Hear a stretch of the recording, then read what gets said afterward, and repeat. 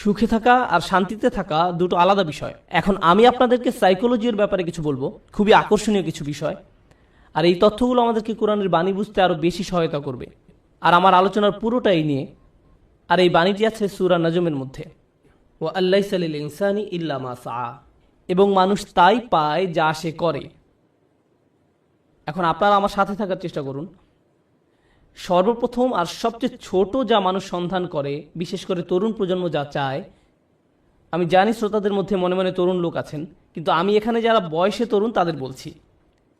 আমি চাই আপনারা এটা বুঝতে পারুন যে সবচেয়ে তুচ্ছ কিছু যখন জীবনে সন্ধান করা হয়, তখনই আসলে সুখের সন্ধান করা হয়। এটা আসলেই সব থেকে তুচ্ছ। আমি বলছি কেন আমার এই ধারণা। যেমন শনিবারে ঘুম থেকে উঠে বাড়ির কাজ করতে ইচ্ছা করে না, তাই 12টা পর্যন্ত ঘুম দিয়ে ওঠেন আপনি। আপনার তখন কী অনুভূতি হয়? আপনি তখন সুখী। সুখী হওয়া আসলে কষ্টের কিছু না। কোনো ছেলে সারা রাত ভিডিও গেমস খেললো, তার মাথা ব্যথা করে, কিন্তু যেহেতু সে গেম শেষ করতে পেরেছে তাই সে সুখী। কেউ কাজে যাওয়ার আগে ফোন পায় যে আজকে আবহাওয়া খারাপ, তাই কাজে যেতে হবে না, এতেই তার সুখ বোধ করে। সুখ পাওয়া খুবই সহজ, বিশেষ করে ছোট জিনিসের ক্ষেত্রে। অবশ্য সম্পর্কের থেকে সুখী হওয়া এর চেয়ে কঠিন। বাবা মাকে সুখী করা, অথবা বাবা মা যেন আমার উপরে খুশি থাকে, এটা করা কঠিন। আর স্ত্রীকে খুশি করা, এটা নিয়ে কথা না বলাই ভালো। আসুন আমরা এটা নিয়ে কথা না বলি। কিন্তু শুধু নিজের জন্য, যেমন আপনি একটা সিনেমা দেখলেন, আপনি এতেই খুশি। অথবা আপনার বন্ধুর সাথে দেখা হলো, আপনি খুশি। আপনি আপনার পছন্দের রেস্টুরেন্টে খেতে গেলেন, আপনি অনেক খুশি। এটা খুব কঠিন কিছু না। কিন্তু এটা যেমন দ্রুত আসে তেমনি দ্রুত চলে যায় এবং আপনার আবার ভালো না লাগা শুরু হয়। আপনি হতাশ হয়ে যান এবং আবার সুখী হওয়ার চেষ্টা করেন। এটা অনেকটাই মাদকাসক্তির মতো, কারণ এটা আপনার সাথে সর্বদা থাকে না। আর এটাই হলো সবচেয়ে নিম্ন স্তরের সন্ধান। তাই মানুষ যখন বলে আমি শুধু সুখী হতে চাই, আমি আসলে জানি না সে কি বোঝাতে চাচ্ছে। কারণ কোনো মানুষই সবসময় সুখী নয়। আল্লাহ আমাদেরকে অনেক অনেক অনুভূতি দিয়েছেন এই জীবন অভিজ্ঞতা অর্জনের জন্য, এবং এর সবগুলোই সুস্থ জীবনের অংশ। সুখ হলো এদের একটি মাত্র। যদি আপনার আকাঙ্ক্ষা শুধু সুখী হওয়া হয়, তাহলে আমাকে বলতেই হচ্ছে যে আপনি হতাশ হবেন। সুখ কখনোই ঘটবে না, আপনি কখনোই চিরসুখী হতে পারবেন না। এটা আসলে এভাবে কাজ করে না। আমি বলছি না যে আপনাকে হতাশ হতে হবে। আমি যা বলতে চাচ্ছি তা হলো সংগ্রামও জীবনের একটি অংশ। যখন আপনি বার্ষিক পরীক্ষার জন্য প্রস্তুত হচ্ছেন, আপনি কিন্তু সুখী নন। বা 3 ঘন্টার পরীক্ষার মাঝে আপনি সুখী নন। যারা ব্যায়াম করেন তারা তাতে সুখ পান না। হ্যাঁ, ফলাফল দেখে তারা অবশ্যই সুখী হন, কিন্তু ঘাম ঝরানো পরিশ্রম করার সময় নিশ্চয়ই তারা সুখী নন। নিজের চেহারা দেখলেই বুঝতে পারবেন, ঠিক যেন সিলভেস্টার স্ট্যালোনের মতো। যাই হোক, তাহলে সবচেয়ে নিম্ন স্তরের আকাঙ্ক্ষা কি? সুখ। আসুন এবার পরের ধাপ দেখি। পরের ধাপ মানে এটা অর্জন করতে আরও চেষ্টা করতে হয়। আর আমার বর্ণনায় আমি যতই উপরের ধাপে যাব, সেটা অর্জনের জন্য ততই কষ্ট করতে হবে। তো এর পরের ধাপ হলো কুল দেখানোর আকাঙ্ক্ষা। এটা সুখের আকাঙ্ক্ষা নয়, আকাঙ্ক্ষা হলো কুল হওয়ার। কুল হওয়া মানে হলো কেউ আমাকে নিয়ে ঠাট্টা করবে না, আমি বাকি সবার মতোই হব। কেউ আমাকে নির্দেশ করে বলবে না যে তুমি এমন কাপড় কেন পরছো, এমন কথা কেন বলছো, তোমাকে এমন দেখাচ্ছে কেন, তুমি এভাবে চলো কেন, ওদের সাথে কেন মেশো, এটা কেন কিনছো, ওটা কেন করছো, গাড়ি কেন চালাও। আপনাকে আলাদা করে ভাববে, আপনি এটা চান না। আপনি যে কোনোভাবে সবার সাথে মিশে যেতে চান এবং কারো সমালোচনার বস্তু হতে চান না। আপনি অদৃশ্য হয়ে যেতে চান বাকি সবার মাঝে, যেন আপনাকে বাকি সবার মতো কুল ভাবা হয়। আর এই জন্য পরিশ্রম করতে হয়। উদাহরণ হিসাবে বলা যায়, আপনারা যারা হাই স্কুলে পড়ছেন, আপনি স্কুলে কি পোশাক পরে যাচ্ছেন সেটা আসলেই একটা বড় ব্যাপার। আপনি যখন আলমারি থেকে একটা কাপড় বের করেন বা জুতা হাতে নেন পরার জন্য, তখন আপনার মনে এই প্রশ্ন আসে যে কে আপনার পোশাক নিয়ে মজা করতে পারে। সত্যি সত্যি আপনার মনে এই ভাবনাটি আসে? অথবা আপনি যখন কাপড় কিনতে দোকানে যান, আপনার বাবা হয়তো আপনাকে টাকা দিয়েছেন কিছু কেনার জন্য। আপনি যাই কিনেন না কেন, অনেক কিছু কেনার পেছনে একমাত্র কারণ হলো যখন আপনি এইসব পরবেন তখন লোকে কি বলবে। এটাই হলো কুল হওয়ার আকাঙ্ক্ষা। বাদ বাকি 10 জনের মাঝে মিশে যেতে হলে আপনাকে পরিশ্রম করতে হবে। এমন কিছু করা খুব সহজ যাতে মানুষ আপনাকে আজব ভাববে, কিন্তু বাকি সবার মতো চলতে গেলে কিছু কাজ করতেই হবে। অনেক তরুণকে এই জন্য নিজের পছন্দ বাদ দিতে হয়। তাদের এমন অভিনয় করতে হয় যা আসলে তারা নয়। আমি কিছু তরুণকে চিনি, ধরুন 14-15 বছর বয়স। একজনের কথা মনে আছে, সে বেসবল টুপি পরতো কারণ এটা তখন ফ্যাশন ছিল। তার প্যান্ট ঝুলে থাকতো। সে আমার কাছে এসে কান্না শুরু করলো। আমি তার কাছে বসলাম, আর সে আমাকে বলল, আমি এমন কাপড় পরতে পছন্দ করি না, আমি এটা ঘৃণা করি। কিন্তু আমি যদি এমন না করি তাহলে বাকিরা আমাকে নিয়ে মজা করে। আমি তাই বাধ্য হয়ে এমন করি। আমি গালি দিতে পছন্দ করি না, কিন্তু প্রায় গালি দেই যখন স্কুলে থাকি, কারণ আমাকে বাকিদের মতো হতে হবে। তাহলে সবচেয়ে তুচ্ছ আকাঙ্ক্ষা হলো সুখের আকাঙ্ক্ষা। এর পরের ধাপ হলো কুল হওয়ার আকাঙ্ক্ষা। এর পরের পর্যায়ে কি? জনপ্রিয় হওয়ার আকাঙ্ক্ষা। আমি সবার মাঝে মিশে যেতে চাই না, আমি সবচেয়ে জনপ্রিয় হতে চাই। আমি এমন হতে চাই যেন সবাই আমার বন্ধু হতে চায়, এমন হতে চাই যেন সবাই লাঞ্চের সময় আমার কথা শোনে। আমি এমন হতে চাই যেন কেউ আমাকে নিয়ে মজা করার আগেই যেন আমি তাদেরকে নিয়ে মজা করতে পারি। আর প্রায় সময় আপনারা দেখবেন যে স্কুলে যেসব বাচ্চারা জনপ্রিয়, তাদের জনপ্রিয়তার কারণ হলো তারা অন্যদেরকে নিয়ে মজা করে, আর সবাই তাদের ভয় পেয়ে তাদের কথা মতো চলে, যেন তারা কেউ পরবর্তী শিকারে পরিণত না হয়। যদিও আমি এখানে অল্প বয়স্কদের কথা বলছি, কিন্তু এমনটা প্রাপ্তবয়স্কদের ক্ষেত্রেও হয়। অবশ্যই হয়, আমাদের আঙ্কেল আন্টিদের ক্ষেত্রেও হয়ে থাকে, কোনো সন্দেহ নেই। জনপ্রিয়তার মানে হলো আমি চাই সবাই আমাকে নিয়ে কথা বলুক, আমি সবার মনোযোগের কেন্দ্রে থাকতে চাই, আমি চাই সবাই আমাকে নিয়ে মন্তব্য করুক। আমি কোনো ছবি পোস্ট করব, টুইট করব, ভিডিও বানাবো, যা কিছুই করি মানুষ যেন আমাকে নিয়ে কথা বলে। যখন আমাকে নিয়ে কথা বলা কমে যাবে, তখন আমাকে নতুন কিছু আবার করতে হবে যেন মানুষ আমাকে নিয়ে মেতে থাকে। জনপ্রিয়তার আকাঙ্ক্ষা খুবই আজব একটি জিনিস, কারণ এর কারণে মানুষ নিজেই নিজের অপমান করে। যেমন মিউজিক ইন্ডাস্ট্রিতে যখন এমন হয় কোনো শিল্পীর গান খুব হিট করলো, সবাই সেই গান ডাউনলোড করলো, তারপর যখন তার জনপ্রিয়তা কমে গেল, তখন তাকে নিজেকে অপমানিত করতে হবে, নোংরা ভিডিও বানাতে হবে, বা কোনো কাহিনী তৈরি করা যেন পত্রিকাগুলো তাকে নিয়ে মেতে থাকে। অন্তত সেখানে জনপ্রিয়তা থাকবে, কারণ তারা নিজের গুণের কারণে আর জনপ্রিয়তা পাচ্ছে না, তাদের পরের গানগুলো বা ভিডিওগুলো আগের মতো বিক্রি হচ্ছে না। এটাই হলো জনপ্রিয়তার আকাঙ্ক্ষা। জনপ্রিয় হওয়ার জন্য পরিশ্রম করতে হয়, টাকা পয়সা খরচ করতে হয়, সময় দিতে হয়, নিজের ভাবমূর্তির জন্য কাজ করতে হয়, আর ভাবমূর্তি রক্ষা করাই তখন সবচেয়ে গুরুত্বপূর্ণ হয়ে যায়। সমাজে অবস্থান ধরে রাখাই তখন মুখ্য হয়ে দাঁড়ায়। এটা হলো পরের পর্যায়, কিন্তু এর উপরে আরও ধাপ আছে। এরপর এর উপরে রয়েছে আর এক ধরনের প্রচেষ্টা, সেটা হলো সম্মানের পেছনে ছুটে চলা। কলেজের ছাত্রদের কাছে এটা বেশি গুরুত্বপূর্ণ প্রাথমিক বা হাই স্কুলের ছাত্রদের চেয়ে। এইমাত্র আমি কি বললাম? সবার নিচে সুখ, তারপরে কি? কুল, সামাজিকতা, তারপর জনপ্রিয়তা। সম্মান মানে হলো আপনি আপনার নিজের সাথে এমন কিছু যুক্ত করতে চান যেটা অনেক মূল্যবান। আপনি মানুষকে বলতে চান, জানো আমি হার্ভার্ডে গিয়েছিলাম। আপনি তাদের বলেন না যে আপনি সেখানে সাপ্তাহিক ছুটি কাটাতে গিয়েছিলেন, আপনার বন্ধুর সাথে দেখা করতে গিয়েছিলেন, কিন্তু আপনি আপনার নিজের নামের সাথে একই বাক্যে হার্ভার্ড শব্দটা ব্যবহার করতে ভালোবাসেন। সত্যি কথা হলো, আপনি যদি হার্ভার্ডের নবীন ছাত্র হন, আপনি কি অর্জন করেছেন? কিছুই না। আপনি শুধু সেই ভার্সিটিতে পড়েন, কিন্তু আপনি নিজের নামের সাথে একটা সম্মানিত প্রতিষ্ঠানের নাম যোগ করতে পছন্দ করেন। নিজের নামের সাথে একটা মর্যাদাপূর্ণ ব্র্যান্ডের নাম যুক্ত করতে আপনার ভালো লাগে।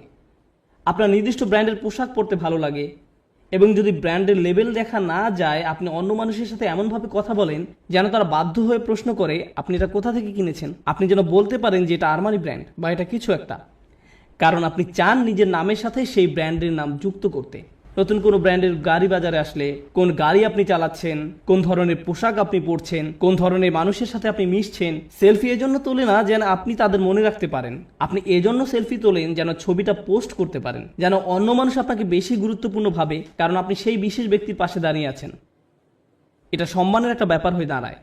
ছবি তোলা যদি শুধু আপনার জন্য হয় তো দারুণ ব্যাপার, কিন্তু এটা আসলে অন্য মানুষদের জানানো যে আপনি কতটা অসাম, অন্যদের সাথে মিলে কোনো কিছু অর্জন করতে পারার জন্য নয়। কিন্তু মুসলিম সমাজে অন্য এক ধরনের মর্যাদা আমাদের বাবা মারা অনেক সময় পান, আর তা হলো তারা তাদের সন্তানকে হাফেজ বানাতে চান।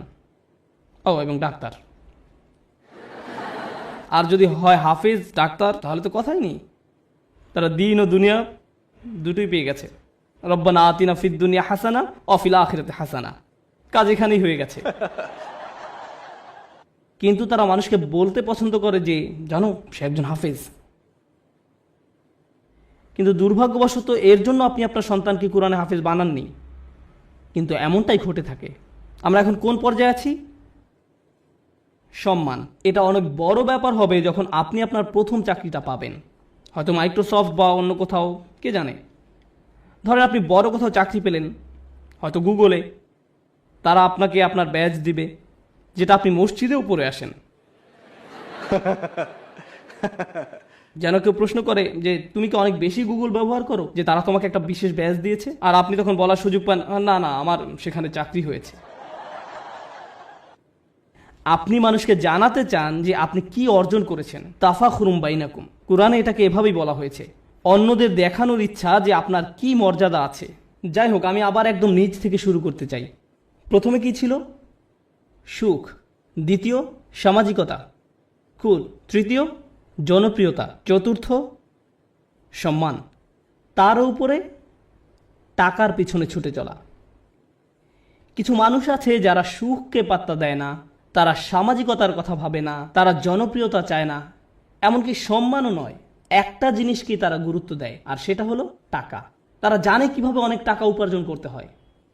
এই মানুষগুলো ময়লা জামা, পুরনো ছেঁড়া জিন্স পরে থাকে, 88 মাজদা মিয়াটা গাড়ি চালায়, কিন্তু এই সব নিয়ে তাদের কোনো ভ্রুক্ষেপ নেই, কারণ তারা মাসে মিলিয়ন, $10 মিলিয়ন উপার্জন করে। আমার এমন মানুষের সাথে দেখা হয়েছে যারা বছরে শত শত মিলিয়ন ডলার উপার্জন করে, এবং আপনি বুঝবেনই না সেটা, কারণ তার চুল উস্কো খুস্কো, তার মধ্যে এক অন্যরকম ভাব আছে যে সে ব্যস্ত, বা ব্যস্ততার জন্য নাও হতে পারে, কারণ সে এগুলো পাত্তাই দেয় না। সে শুধু জানে কিভাবে ব্যবসা করতে হয়। ব্যবসায় সে একটা বিস্ময়, আর সেটা নিয়েই সে শুধু চিন্তা করে। সে খালি এটাই চিন্তা করে যে বিক্রয় কিভাবে বাড়ানো যায়, কিভাবে ব্যবসার আরো সম্প্রসারণ হবে, কিভাবে আমি নতুন ওয়্যার হাউস খুলবো। সুবহানাল্লাহ, তারা অবিশ্বাস্য ধরনের মানুষ। যাই হোক, ময়ের উপরে উঠলে কি আরো কঠোর পরিশ্রম করতে হয়। সুখী হতে কোনো পরিশ্রম করতে হয় না, সবার মতো হতে কিছু পরিশ্রম করতে হয়, জনপ্রিয় হতে আরো কিছু কাজ করতে হয়, সম্মান বা সম্মানিত কিছুর সাথে জড়িত হওয়ার জন্য আরো শ্রম দিতে হয়, অনেক টাকা কামাতে হলে অনেক শ্রম দিতে হয়। এক অবিশ্বাস্য রকমের কর্মস্পৃহা লাগে, তারা কোনো বিরতি নেয় না। এর উপরেও উঁচু স্তর আছে। যাই হোক, আমি যখন বলছিলাম কিছু একটা করতে বেশি শ্রম দিতে হয়, যখনই আমি কোনো উঁচু লেভেলের কথা বলি, আপনাকে সেখানে যেতে বেশি কষ্ট সহ্য করতে হবে, আপনাকে যন্ত্রণা সহ্য করতে হবে সেখানে পৌঁছাতে। সুতরাং আমরা এখন টাকার উপরে লেভেলে আছি, আর টাকার উপরে সেই মানুষটা শুধু 1 নম্বর হতে চায়। তারা যে কোনো কাজে চরম উৎকর্ষতা অর্জন করতে চায়, তারা অন্যদের ছাড়িয়ে যেতে চায়। আমি শুধু আমার কোম্পানির প্রোগ্রামার হতে চাই না, আমি এই কোম্পানির শীর্ষস্থানীয় প্রোগ্রামার হতে চাই। আমি শুধু এই ক্লাসের ছাত্রই হতে চাই না, আমি 1 নম্বর হতে চাই। আমি শুধু এসএটি পরীক্ষায় বেশি নম্বর পেতে চাই না, আমি সর্বোচ্চ নম্বর পেতে চাই। আমি শুধু বাস্কেটবল খেলোয়াড় হতে চাই না, আমি NBA তে যেতে চাই, আর আমি MVP হতে চাই। কখনোই খুশি হতে পারে না। তারা শুধু নিজেদেরকে আরো কঠোর পরিশ্রম প্রচেষ্টা চালাতেই থাকে, তারপরেও তারা নিজেদেরকে নিয়ে সন্তুষ্ট হতে পারে না। এই ধরনের মানুষরা তাদের কাজে চরম উৎকর্ষ অর্জন করতে সক্ষম হয়, সেটা পড়াশোনায় হোক, শরীরচর্চায় হোক, বা অ্যাথলেটিক হোক, তাদের কর্মক্ষেত্রে, তাদের গবেষণা যাই হোক না কেন, তারা তাদের শীর্ষস্থান অর্জন করা চাই। তাদের 1 নম্বর হতে হবে। নিজেদের নিয়ে কখনোই খুশি হতে পারে না। তারা নিজেদেরকে কার সাথে তুলনা করে, এটা জানা খুব গুরুত্বপূর্ণ। নিজেকে তারা গতকালকের সাথে তুলনা করে। তারা আর কাউকেই পাত্তা দেয় না, কারো দিকে তাকায় না। তারা জানে তারা আরো ভালো করতে পারে, তাই তারা কখনোই সন্তুষ্ট হতে পারে না। তারা কখনো কাজ না করে বসে থাকে না। তারা সব সময় বলতে থাকে আমাকে আরো কাজ করতে হবে। অন্য সবাই হয়তো বলবে আপনি সত্যি বিস্ময়কর, কি চমৎকার কাজ করেছেন আপনি, তো তাতে কি, আমি জানি এর চেয়েও ভালো করার ক্ষমতা আমার আছে। তাই তারা মানুষের প্রশংসা, সুনাম কিছুকেই গুরুত্ব দেয় না। যারা ভাবে যে তারা আসলে দারুণ কাজ করছে, কিছুকেই গুরুত্ব দেয় না। তারা চেষ্টা করেই যায়। আর এমন একটা উদাহরণ হলো মাইকেল ফেলপস, ঠিক কিনা? কত মানুষ তার প্রশংসা করেছে সব রেকর্ড ভেঙে ফেলার জন্য, কিন্তু আপনার কি ধারণা যে সে বসে ভাবছে আমি তো রেকর্ড ভেঙেছি, এখন আমার সম্মান আছে, তাই আমি এখন কিছুটা অবসর নিতে পারি? সে কি অর্জনের চেষ্টা করেছে? উৎকর্ষতা। তাই সে কখনোই সন্তুষ্ট হতে পারবে না। সে চেষ্টা করতেই থাকবে, মেশিনের মতো সামনে যেতেই থাকবে আরো দ্রুত গতিতে। এমন মানুষ দুনিয়াতে খুব কমই আছে, খুবই কম। অনেকেই এখানে বসে আছেন যারা স্কুলে পাশ করার গ্রেড পেলেই খুশি, তখনই তারা সুখের খোঁজে প্লে স্টেশন নিয়ে খেলতে বসে যায়। আবার এমনও মানুষ আছে যারা 99 পেলেও নিজের উপর অসন্তুষ্ট হয়।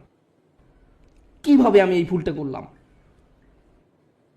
এমনটা সাধারণত ছেলেরা করে না, মেয়েরা করে। উৎকর্ষতা অর্জনের ব্যাপারে কথা বলতে বলতে আরো একটা কথা বলতে চাই, যে আমি জীবিকা অর্জনের জন্য কি করি। আমার সত্যিকার অর্থে কোনো চাকরি নেই, কিন্তু আমার ক্যারিয়ারের একটা অংশ হলো যে আমি কম বয়স্ক ছেলে মেয়েদেরকে আরবি শিখাই। এটা একটা বেশ ইন্টেন্সিভ প্রোগ্রাম। তাদের আরবি কিছুটা শেখাতে 9 মাস লেগে যায়। ক্লাসের অর্ধেক থাকে ছেলে আর অর্ধেক মেয়ে, 30 জন ছেলে 30 জন মেয়ে। মেয়েরা গত 5 বছর ধরেই পরীক্ষায় ছেলেদের চেয়ে অনেক ভালো নাম্বার পেয়েছে, খুবই ভালো করেছে তারা, কিন্তু ছেলেরা ক্রমাগতভাবেই খুশি। মেয়েরা সবসময় মন খারাপ করে থাকে, আমাকে বলে, উস্তাদ আমি জানি আমি 100 পেয়েছি, কিন্তু আমি নিশ্চিত নই যে আমি ঠিকমতো বুঝতে পেরেছি কিনা। এদিকে এক ছেলে 25 নম্বর পেয়েছে আর সে বলছে, ওকে ওকে আমি বুঝতে পেরেছি, আমি বুঝতে পেরেছি। আমি পুরোপুরি ভিন্ন প্রজাতির মানুষদের সাথে কাজ করছি একই ক্লাসরুমের মধ্যে, তাদের পুরোপুরি ভিন্ন মন মানসিকতা। তাই আমার ছেলেদের বলতে হয় যে মন দাও, অপদার্থ কোথাকার, তুমি বোঝোনি, কিছু কাজ করো। আর এদিকে মেয়েদেরকে আমার বলতে হয়, ও শান্ত হ শান্ত হ, তুমি ঠিকই বুঝতে পেরেছ। আমি তো ছেলেদেরকে বলতে পারি না হালকাভাবে নিতে, কারণ এর চেয়ে বেশি হালকাভাবে নেওয়া যায় না, এটা সম্ভব নয়। সুতরাং আমরা কোথায় পৌঁছেছি, কি নিয়ে কথা বলছিলাম? ও ঠিক আছে, আমাকে একটু সাহায্য করুন। একদম নিচ থেকে আবার শুরু করতে চাই। সুখ, সামাজিকতা, জনপ্রিয়তা, সম্মান, টাকা, উৎকর্ষ। উৎকর্ষের উপর কি থাকতে পারে? উৎকর্ষের উপরও একটা কিছু আছে, আর সেটা হলো প্রভাব। প্রভাব, আমি কি পেলাম সেটা গুরুত্বপূর্ণ নয়। আমি গুরুত্ব দেই না যদি আমি অন্যদের চেয়ে বেশি টাকা উপার্জন করি, আমি পাত্তা দেই না যদিও আমি 1 নম্বর, আমার কাছে সেটা গুরুত্বপূর্ণ নয়। আমি অন্যদের জন্য কিছু করতে চাই, আমি একটা উত্তরাধিকার রেখে যেতে চাই। যখন আমি চলে যাব দুনিয়ার বুকে আমি আমার চিহ্ন রেখে যেতে চাই যে আমি কিছু একটা করেছি যেটা এই জায়গাটাকে অন্যদের জন্য আরো ভালো জায়গায় পরিণত করেছে। আমি প্রভাব বিস্তারকারী ব্যক্তি হতে চাই অন্য জিনিসের উপরে এবং অন্য মানুষের উপরে, আমার চারপাশের পরিবেশের উপরে। আমরা এখন অমুসলিমদের কথা বলছি, আমরা এখনো বিশ্বাসীদের কথা বলছি না। আমরা জানি এমন মানুষ আছে যারা MBA শেষ করেছে সবচেয়ে ভালো ভার্সিটি থেকে, যারা হয়তো লাখ টাকা স্যালারি পেতে পারতো ভার্সিটি থেকে বের হয়ে, তারা সেই বেতন ত্যাগ করে এমন প্রতিষ্ঠানে যোগ দিচ্ছে যারা সামাজিক দায়বদ্ধতার জন্য কাজ করে। তারা অনেক কম বেতন নিচ্ছে কারণ তারা টাকায় বিশ্বাস করে না, তারা অনেক বেশি প্রভাবের উপর বিশ্বাস করে। তাই তারা বরঞ্চ এমন প্রতিষ্ঠানের সাথে কাজ করছে যারা শিক্ষা পদ্ধতিকে পুনর্গঠন করতে সাহায্য করছে। বা কোনো ডাক্তার যে হয়তো অনেক টাকা উপার্জন করতে পারতো, যে রেসিডেন্সি শেষ করে কাজে যোগদান করতে প্রস্তুত, সেই সময় সিদ্ধান্ত নিল যে সে 3 বছর ডক্টরস উইদাউট বর্ডার্স NGO-তে কাটাবে। আপনি এমনটা শুনেছেন কখনো? আপনার জীবনের ঝুঁকি থাকে এদের সাথে কাজ করতে। যুদ্ধ বিধ্বস্ত অঞ্চলেরা মানবিক কাজ করে, কিন্তু কেন এই ছেলেটা যাচ্ছে, কেন এই মেয়েটা যাচ্ছে? কারণ পয়সা আসা শুরু করলে আমি কোন ধরনের গাড়ি কিনবো সেটা নিয়ে দুশ্চিন্তা না করে সে বেশি চিন্তিত পৃথিবীতে সে কি প্রভাব রেখে যেতে পারবে সেটা নিয়ে। তারা সাহায্য করতে চায়, তারা ভালো কিছু করতে চায়। আর এই ধরনের নিঃস্বার্থপরতা খুব কম মানুষেরই থাকে, কম মানুষেরই থাকে। এই মইয়ের যত উপরে আমরা যাই ততই কম মানুষ আপনি পাবেন। আর তারা বিস্ময়কর মানুষ। তারাই হচ্ছেন সেই মানুষ যারা দুনিয়ায় পরিবর্তন এনেছে, যারা দুনিয়ায় পরিবর্তন এনেছে। চিন্তা করুন, নেলসন ম্যান্ডেলা বা তার মতো কেউ, এমন মানুষ যাদের জেলে যেতে হয়েছে কারণ তারা কোনো কিছুতে বিশ্বাস করতেন, কারণ তারা প্রভাবে বিশ্বাস করতেন, তারা নিজের চেয়েও বেশি কিছু করতে চান, তারা বৃহৎ স্বার্থে নিজেদের বলি দিয়েছেন, তারা নিজেদের কথা চিন্তাই করেননি, তারা কোনো এক উদ্দেশ্যের দাস। আর তাই এই মানুষগুলো হলো সেই মানুষ যারা প্রভাবের জন্য কাজ করে। তারা উৎকর্ষ সাধনকারীদের চেয়েও অনেক উপরে। উৎকর্ষ এই মানুষগুলোর জন্য স্বয়ংক্রিয়ভাবেই চলে আসে। উৎকর্ষ সাধন করা তাদের লক্ষ্য নয়, এটা উপজাত হিসেবেই আসে। কেন জানেন? কারণ যদি আপনি সেরকম প্রভাব রাখতে চান, আপনাকে অনবরত চেষ্টা করেই যেতে হবে। আপনি হয়তো ভাবতে পারেন যে প্রভাব সৃষ্টি এটাই হয়তো সর্বোচ্চ শিখর, কিন্তু না, এর থেকেও বড় কিছু আছে। এর উপরে আছে চূড়ান্ত সত্য। কেউ কেউ ন্যায়ের খোঁজ করে, কেউ কেউ সত্যের খোঁজ করে, কেউ কেউ আদর্শের খোঁজ করে। যারা ন্যায় বিশ্বাস করে, আর ন্যায় এমন একটা জিনিস সেটা আপনি পরিপূর্ণভাবে দুনিয়াতে দেখবেন না, দেখবেন, কিন্তু তারা এর পরোয়া করে না, তারা এটার জন্যই কাজ করেন। ও আরেকটি ব্যাপার, যখন আপনি এমন কিছু করতে চান যেটার দুনিয়াতে কোনো নজির নেই, তখন সেটা করাটাই সবচেয়ে কঠিন কাজ। তখন যদি আপনি সামান্য একটু পরিবর্তন দেখেন, তাতেও আপনি উদ্দীপ্ত হয়ে যান, আপনি অনুপ্রাণিত হন এবং এটি আপনাকে আরো সামনের দিকে এগিয়ে নিয়ে যায়। কিন্তু আপনি যখন এমন একটা আদর্শের জন্য কাজ করবেন, ন্যায়ের জন্য, আপনি হয়তো ন্যায় কখনোই দেখবেন না, কখনোই দেখবেন না। এই লোকেরা কেমন করে নিজেদেরকে অনুপ্রেরণা দিবে যখন তারা এমন কিছুর জন্য কাজ করে যেটা দেখা যাচ্ছে না? এরাই হচ্ছে সবচেয়ে অসাধারণ, সবচেয়ে সহনশীল ব্যক্তি। একবার তারা একটা আদর্শের পিছনে পড়লো, সবাই তাকে পাগল ভাবলো, কিন্তু তার কিছু এসে যায় না। তারা এগিয়েই চলেন। তাই এখন আমি শুরু করতে চাচ্ছি একদম সর্বোচ্চটা দিয়ে, যেটা হলো সত্যের খোঁজ। প্রসঙ্গত বলে রাখি যে আমাদের সকল নবী আলাইহিস সালামের পথে ছিল সত্যের অন্বেষণ। সত্যের অন্বেষণ। তারা মানুষের সাথে সত্যটা শেয়ার করতে আগ্রহী ছিলেন। এবং অনেক সময়ই রাসূলুল্লাহ সাল্লাল্লাহু আলাইহি ওয়াসাল্লাম হাদিস থেকে আমরা জানি কিয়ামতের দিন অনেকেই, মানে অনেক নবী আল্লাহর সামনে দাঁড়াবেন যাদের পেছনে কোনো অনুসারীই থাকবে না, একজন অনুসারীও নয়, এক বা দুই না, একেবারে শূন্য। শূন্য। তাদের লক্ষ্যটা কি ছিল? সত্য। তাদের প্রভাব কতটুকু ছিল? শূন্য। কিন্তু আল্লাহর দৃষ্টিতে তারা পুরোপুরি সফল। হ্যাঁ নাকি না? হ্যাঁ। এখন আমাদেরকে একটা জিনিস বুঝতে হবে, আমরা আবার এই শ্রেণী বিভাগেই যাচ্ছি, কিন্তু আমি শুধু শেষের 4টার উপরে ফোকাস করছি, অথবা হয়তো শেষ 5টার উপরে। প্রথমে কথা বলি উৎকর্ষ। আপনি যখন উৎকর্ষের খোঁজ করেন তখন আপনি কাকে নিয়ে কখনো সন্তুষ্ট থাকেন না? নিজেকে নিয়ে। প্রশ্ন হলো কেন আপনি নিজেকে নিয়ে সন্তুষ্ট নন? কারণ আপনি নিজেকে শুধু উন্নতিই করতে চান না, এটা কারণ নয়। যদি আপনি ইসলামের দৃষ্টিকোণ থেকে আলোচনা করেন, আপনি নিজেকে নিয়ে সন্তুষ্ট নন এই কারণে যে আপনার প্রত্যেকেরই প্রভাব সৃষ্টির চেষ্টা করার কথা ছিল। আপনার নিজেকে নয়, বরং অন্যকে নিয়ে চিন্তা করার কথা ছিল।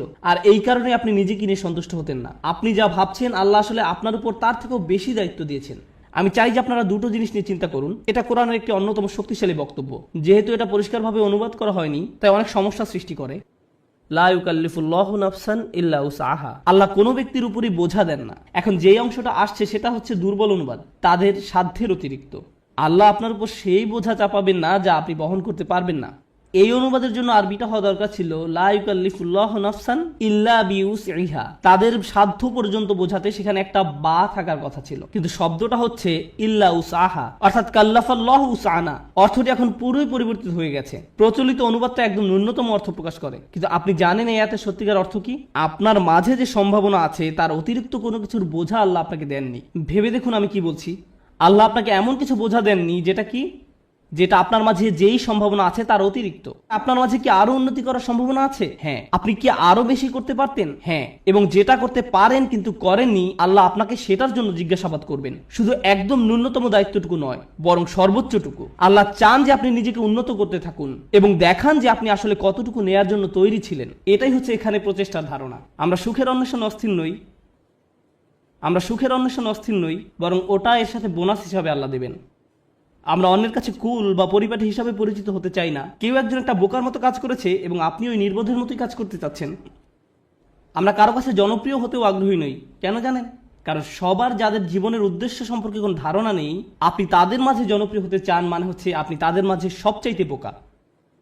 আমরা সম্মানের কাঙালও নই, কারণ আমরা জানি সম্মান আসে আল্লাহর তরফ থেকে। অনেক নবী ছিলেন গৃহহীন, কিন্তু তাদের সম্মান ছিল। নবীদেরকে মানুষরা ধিক্কার দিত, কিন্তু তারপরও তাদের ছিল উচ্চ সম্মান। এখন আমাদের কাছে সম্মানের সংজ্ঞাটাই ভুল। আমরা ভুল জিনিসের সাথে এটাকে জড়িয়ে ফেলেছি। ঠিক আছে? যখন উৎকৃষ্ট হবার চেষ্টা করার ব্যাপার আসে, আমাদের মুসলিমদের মাঝারি ধরনের জিনিসে সন্তুষ্ট হবার অবকাশ নেই, কোনো সুযোগ নেই। আপনি একজন মুসলিম হিসেবে নিজেকে আরো উন্নত করার জন্য ক্রমাগত চেষ্টা করতে থাকবেন। আপনি যে কাজই করে থাকেন না কেন, আপনি যদি মুখস্থ করে থাকেন তাহলে আপনি আরো বেশি মুখস্থ করার চেষ্টা করুন। আপনি যদি পড়াশোনা করে থাকেন তাহলে আরো বেশি পড়াশোনার চেষ্টা করুন। আপনি যদি কাজ করে থাকেন তাহলে আপনি আরো বেশি কাজ করার চেষ্টা করুন। আপনি যদি স্বেচ্ছাসেবী হয়ে থাকেন তাহলে আরো বেশি স্বেচ্ছাসেবা করার চেষ্টা করুন, বিশেষভাবে যখন আপনার বয়স কম। কারণ এখন দায়িত্ব অনেক কম। কিন্তু আমার হোমওয়ার্ক আছে। হ্যাঁ, কিন্তু সেটা এমন কোনো দায়িত্ব নয়। দায়িত্ব তখনই আসবে যখন আপনি বিয়ে করবেন, যখন আপনার সন্তান থাকবে। এখন আপনি মুক্ত। এখন আপনার যে স্বাধীনতা আছে সেটা জীবনের আর কোনো পর্যায়েই থাকবে না। পেছনে বসে ভিডিও গেমস খেলার সময় নয় এটা। এখন শুধু বসে থেকে মুভির পর মুভি দেখার সময় নয়। এখন সময় নয় যে নতুন অ্যাভেঞ্জার্স বা এরকম কিছু নিয়ে আপনি ব্যস্ত থাকবেন। এটা সেই সময় নয়। পুরো পৃথিবী অপেক্ষা করছে আপনি কি প্রভাব ফেলবেন দুনিয়াতে সেটার জন্য। আপনি এমনি বসে সময় নষ্ট করতে পারেন না। অন্যরা করতে পারে, ভালো, তাদের কোনো বৃহত্তর লক্ষ্য নেই। কিন্তু আপনাকে হতে হবে শ্রেষ্ঠ, কারণ আপনি এখন থেকেই প্রভাব সৃষ্টি করা নিয়ে চিন্তা করেন।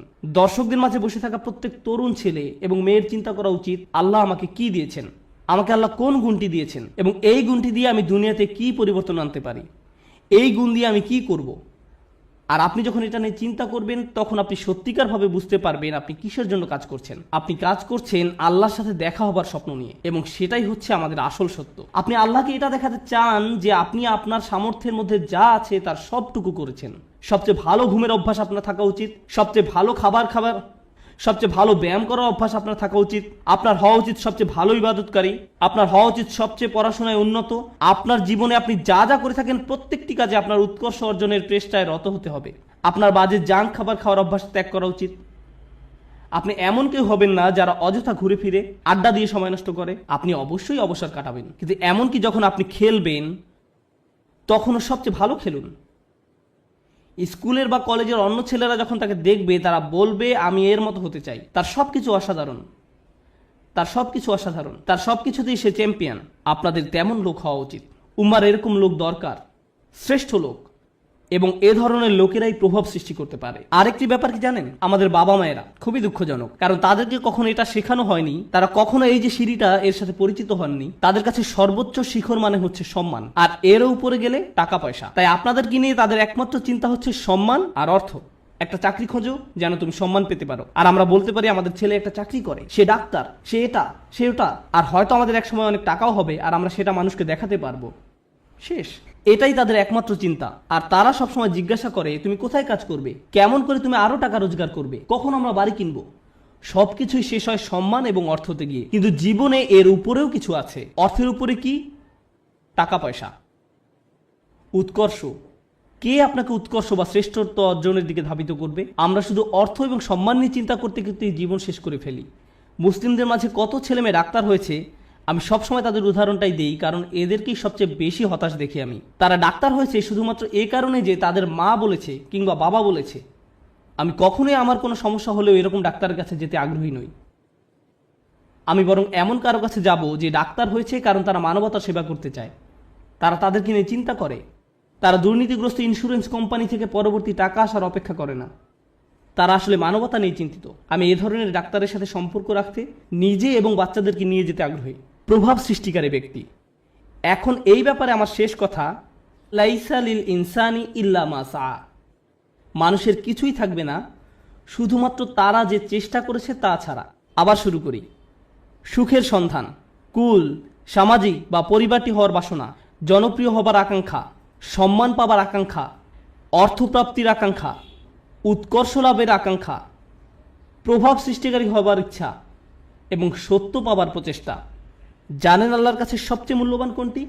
এই সব কিছুর মাঝে আল্লাহর কাছে সবচেয়ে প্রিয় হচ্ছে আপনার প্রচেষ্টা। অর্থ নয়, প্রভাব না, শ্রেষ্ঠত্ব না, এই সব কিছুই আসবে, কিন্তু আল্লাহ আপনার কাছ থেকে যেটা দেখতে চান সেটা হচ্ছে প্রচেষ্টা। আমি আপনাদের বলেছি নবী আলাইহিস সালামদের কথা, যারা শেষ বিচারের দিন আল্লাহর সামনে দাঁড়াবেন কতজন উম্মত নিয়ে?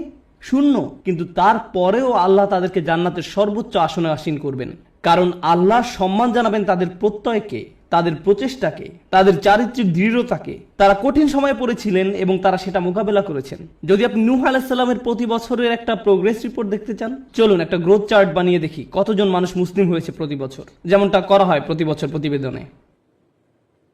কতজন মানুষ মুসলিম হয়েছে প্রতি বছর? 950 বছর।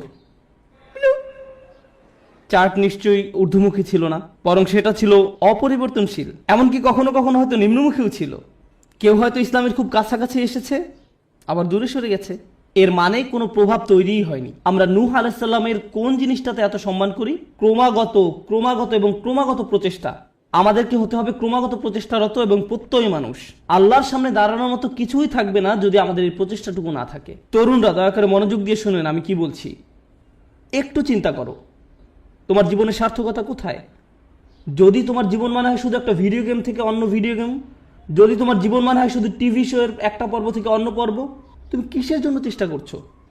এতে কি আসে যায় যদি তুমি একটা ভিডিও গেমে ট্রফি জিতো অথবা 100% সিনক্রোনাইজেশন পাও? এতে কি আসে যায়? কি এমন হবে এতে? পৃথিবীর জন্য তা কোনো পরিবর্তনই আনবে না। তুমি কতগুলো পুশ আপ করতে পারো এটা কেউ গুরুত্ব দেয় না।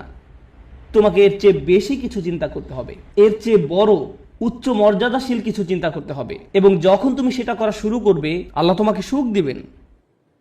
যখন তুমি সত্যিকার অর্থেই চেষ্টা করবে, জীবনটা তখন অর্থবহ হবে। আর জীবনটা যখন অর্থবহ হবে, সুখ এবং আনন্দ এনে দেবে। যখন তোমার জীবনে কোনো প্রচেষ্টা থাকবে না, তখন জীবনের কোনো অর্থ তুমি খুঁজে পাবে না। তুমি তখন কোনো কিছুতেই কোনো সুখ বা আনন্দ খুঁজে পাবে না। তুমি যতই গান শোনো, তুমি যতই ঘুরতে বেড়াতে যাও, যতই পার্টি করো, তোমার জীবনে কখনোই সুখের দেখা পাবে না। তোমার সব সময় বিরক্ত লাগবে, নিজের কাছে নিজেকে ভালো লাগবে না।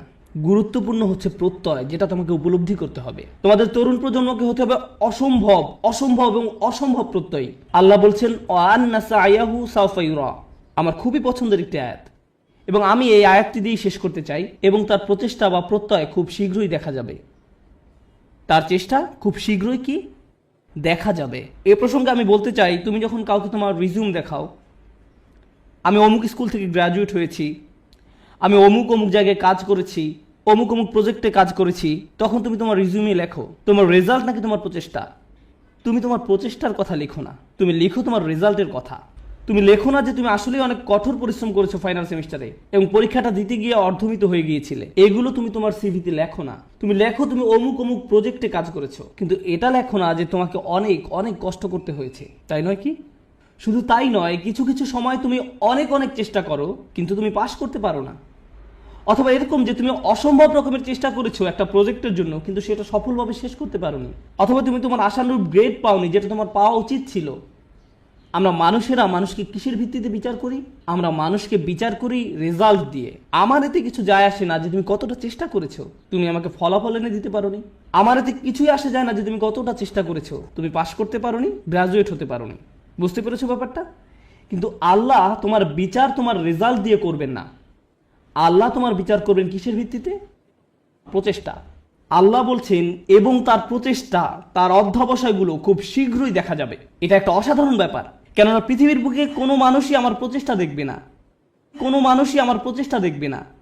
আমি তোমার প্রচেষ্টা দেখব না, অথবা তুমি আমার প্রচেষ্টা দেখবে না, কিন্তু তিনি হচ্ছেন শুধুমাত্র আল্লাহ, যিনি আমাদের প্রচেষ্টা অধ্যবসায়গুলো দেখবেন। আমরা সবাই দেখি ফলাফল, আমরা হচ্ছি ফলাফল সর্বস্ব মানুষ। আল্লাহ হচ্ছেন বিচারক, যিনি দেখেন প্রচেষ্টা। সুবহানাল্লাহ, কতই না মহান আমাদের প্রভু। কেউ তোমার প্রচেষ্টার মূল্য দিবে না এক আল্লাহ ছাড়া, সুতরাং কখনোই তোমার প্রচেষ্টাকে খাটো করে দেখবে না। মানুষ হয়তো মূল্য দিচ্ছে না তুমি যে কাজগুলো করছো, এবং তুমিও সাথে সাথে ভাবতে শুরু করে দাও যে এগুলোর আসলেই কোনো মূল্য নেই। কিন্তু মনে রেখো, এটা মূল্যবান আল্লাহর কাছে। আল্লাহর কাছে এটা অত্যন্ত মূল্যবান। আজকের আলোচনা ওই অংশটা বিশেষভাবে বোনদের জন্য ছিল, কারণ তারা কঠোর পরিশ্রম করে এবং তাদের মনে হয় এই চেষ্টায় কোনোভাবেই কিছু হবার নয়। ছেলেরা এমন নয়, কারণ ছেলেরা কোনো খাটুনি করে না এবং তারা মনে করে যে আমি অনেক করেছি, আমি কত কঠোর চেষ্টা করেছি। ছেলেরা নিজেদের সাথে মিথ্যাচার বন্ধ করো। তোমাদের নিজেদের এটা বলা বন্ধ করতে হবে যে তুমি যথেষ্ট করেছো। তোমার অলসতা দূর করতে হবে। ভাইরা, শয়তান তোমাদের ধ্বংস করে দিচ্ছে, সে তোমাদের ধ্বংস করছে। তোমরা এত অলস। নিজেদের কাছে যুক্তি দেওয়া বন্ধ করো এবং কাজ করো, বেশি করে কাজ করো, আবেদন করতে থাকো, করতেই থাকো, অন্যদের সাথে এই ব্যাপারে কথা বলতে থাকো, নেটওয়ার্কিং করো। থেমে যেয়ে বলো না যে আমি সব রকম চেষ্টা করেছি তারপর ফল পাইনি। না, তুমি সব রকমের চেষ্টা করোনি। উদ্যম হারিও না, এটা করা তোমাদের শিখতে হবে। তোমরা তোমাদের বোনদের কাছ থেকে শেখো। তারা হলো একটু একটু অপেক্ষা করো, আমি তোমাদের ব্যাপারেও বলবো। কিছুক্ষণ পরেই তোমরা আর খুশি হবে না। তোমাদের সমস্যা কি জানো? সুখের সন্ধানের কথা এখন ভুলে যাও। তোমাদের সমস্যা হলো তোমরা সর্বদা নিজেদের ব্যাপারে অনিশ্চিত। তোমরা সবসময় ভাবছো আমি যথেষ্ট নই, বা আমি হিসেবের মধ্যেই নেই। হাততালি থামাও। তোমাদের ব্যাপারগুলো সহজভাবে নিতে হবে। তোমাদেরকে বলছি না, তোমাদের এমনিতেই সবকিছু যথেষ্ট। হালকাভাবে নাও। মাশাআল্লাহ, মাশাআল্লাহ। অপরপক্ষে তোমাদের শান্ত হওয়া দরকার। আমার এমন বন্ধুদের সাথে দেখা হয়েছে যারা ইসলাম নিয়ে পড়াশোনা করছে, তারা কোরআন শিক্ষা করছে, কিন্তু আমার এখনো সব শব্দ শেখা হয় নাই। হ্যাঁ, ঠিক আছে ঠিক আছে আন্টি, শান্ত হন। আপনার সব মুখস্থ হয়নি।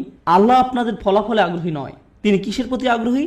তিনি আগ্রহী আপনার প্রচেষ্টায়। আপনার প্রচেষ্টায় ফলাফল নিয়ে উদ্বিগ্ন হওয়া বন্ধ করুন। আপনি আবার ফল নিয়ে খুব দুশ্চিন্তা করবেন না। আপনি এখনো যা জানেন না, যেটা এখনো অর্জন করতে পারেন নাই, সেটা নিয়ে আপনি বড্ড বেশি ভাবেন।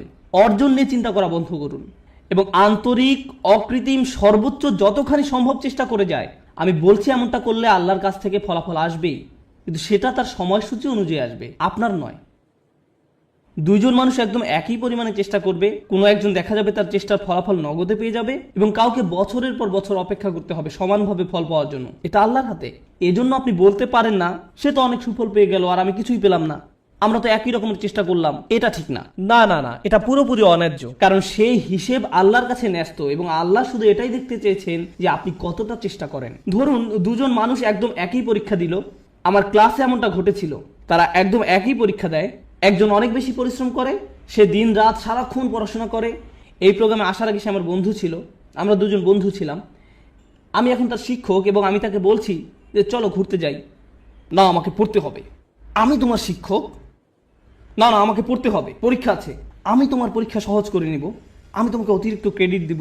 না, আমার পড়া আছে। এই মানুষটা দিন রাত পড়াশোনা করে। আমি জানি যে সে কি পরিমাণ চেষ্টা করলো, তার প্রচেষ্টার কথা আমি জানি। কিন্তু জানেন, সে তার ক্যারিয়ারে খুব উজ্জ্বল, ব্যবসায় এত দক্ষ, পেশাগতভাবে ভীষণ চটপটে ছিল। কিন্তু ব্যাপারটা এমন যেন আল্লাহ তাকে আরবি শেখার জন্য তৈরি করেননি। সে যত বেশি শিখুক না কেন, সে বেশি নম্বর তুলতে পারতো না।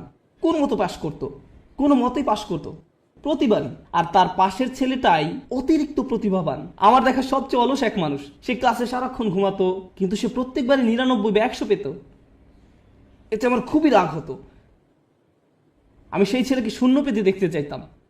আমি চাইতাম যে সে শূন্য পাক, আমি যেন তাকে পরীক্ষার খাতা দিয়ে কঠিনভাবে চড় মারতে পারি। আর যেই মানুষটা পড়তে পড়তে নিজেকে শেষ করে দিচ্ছে, সে পরীক্ষায় ব্যর্থ হচ্ছে। শিক্ষক হিসাবে আমি হতাশ হয়ে গিয়েছিলাম। সেই ছাত্রের অবস্থা তাহলে কি চিন্তা করুন। শিক্ষক হিসাবে আমি হতাশ। কিভাবে সম্ভব যে এই ছেলেটা কোনো চেষ্টাই করে না আর সে ভালো ফল পাচ্ছে, এবং এই মানুষটা যত ধরনের চেষ্টা সম্ভব করছে আর সে কোনো ফলই পাচ্ছে না। মনে হতো যেন এটা অন্যায্য। কিন্তু জানেন কি, যখন এই দুই মানুষ আল্লাহর সামনে এসে দাঁড়াবে এবং দুজনই বলবে যে আমি আল্লাহর জন্য আরবি শিখেছিলাম, হে প্রভু আমি আপনাকে সন্তুষ্ট করার জন্য আরবি শিখছিলাম, আল্লাহ তখন বলবেন দেখি তোমরা কি করেছো। তাদের মধ্যে একজন দেখাবে 99 আর একজন দেখাবে 20 নম্বর। সেদিন আল্লাহর কাছে কোনটা বেশি মূল্যবান হবে? ও, সেই 20 নম্বর অমূল্য। সেদিন এটা মূল্যাতীত। কারণ আল্লাহ খাতার নম্বর দিয়ে মূল্যায়ন করেন না, তিনি কি দিয়ে মূল্যায়ন করেন? প্রচেষ্টা দিয়ে। সেই 99-এর মূল্য সেদিন হবে খুব খুব খুব কম, কারণ এটা পাওয়ার জন্য তাকে খুব বেশি চেষ্টা করতে হয়নি। আল্লাহ এভাবেই বিচার করেন। এটা পুরোটাই গুণগত মান সংক্রান্ত, পরিমাণ সংক্রান্ত নয়। মানুষ শুধু পরিমাণ বিচার করতে পারে, আল্লাহ গুণগত মান বিচার করেন।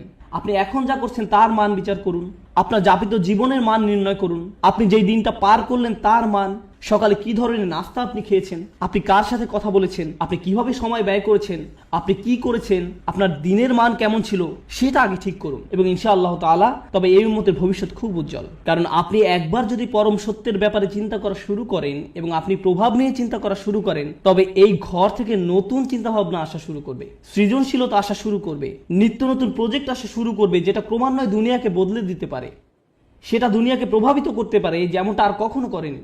মুসলিম তরুণ সম্প্রদায় এটা করতেই সক্ষম, মুসলিম তরুণরা এটা করতে সক্ষম যখন তারা সঠিক সাধনার জিনিসটি খুঁজে পায়। আল্লাহ আযজা ওয়া জাল্লা এই মানুষগুলোকে, এই তরুণ সম্প্রদায়কে, এই উম্মতের বীর পুরুষ করুন যারা সঠিক সাধনার সন্ধান করে। পরবর্তী প্রজন্ম এসে যেন বলে আমি তাদের হারাতে চাই, তারা ছিল যেন স্বর্ণতুল্য মানদণ্ড। বারাকাল্লাহু লি ওয়া লাকুম। আসসালামু আলাইকুম ওয়া রাহমাতুল্লাহি ওয়া বারাকাতুহু।